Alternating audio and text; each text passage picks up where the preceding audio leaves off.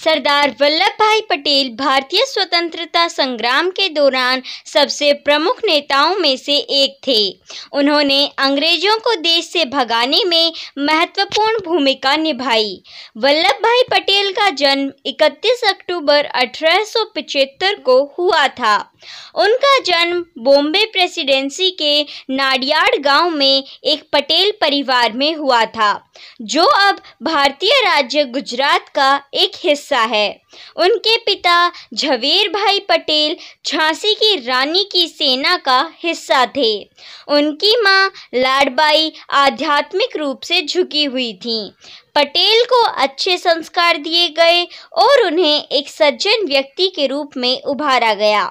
उन्होंने अपनी मैट्रिकुलेशन तब पूरी की जब वह 22 साल के थे, जिस उम्र में उन्हें स्नातक होना चाहिए था। यही कारण है कि किसी ने नहीं सोचा था कि वह पेशेवर रूप से बहुत अच्छा करेगा। यह माना जाता था कि वह एक साधारण नौकरी के लिए समझौता करेगा।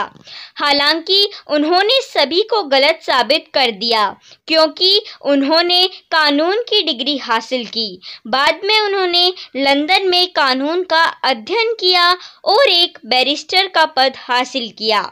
जब वल्लभ भाई पटेल अहमदाबाद में कानून की प्रैक्टिस कर रहे थे, तो उन्होंने महात्मा गांधी के एक व्याख्यान में भाग लिया, जिसके शब्दों का उन पर गहरा प्रभाव पड़ा। उन्होंने अपनी विचारधारा के लिए गांधी जी की प्रशंसा की और जल्द ही उसी का अनुसरण किया।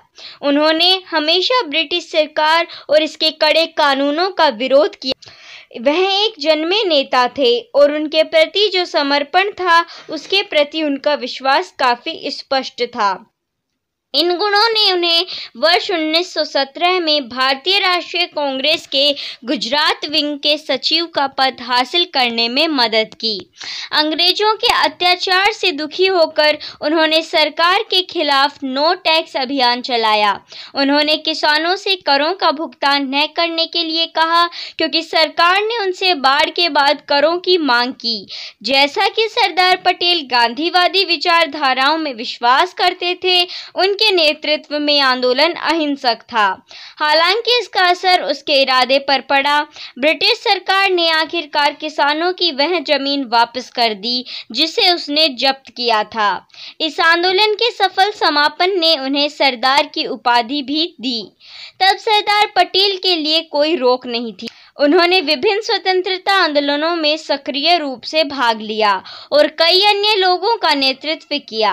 पेशे से एक बैरिस्टर, पटेल ने भारत की स्वतंत्रता के संघर्ष में शामिल होने के लिए अपना उत्कृष्ट करियर छोड़ दिया।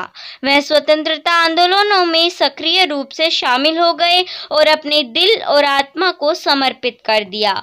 धन्यवाद। जय हिंद, जय भारत।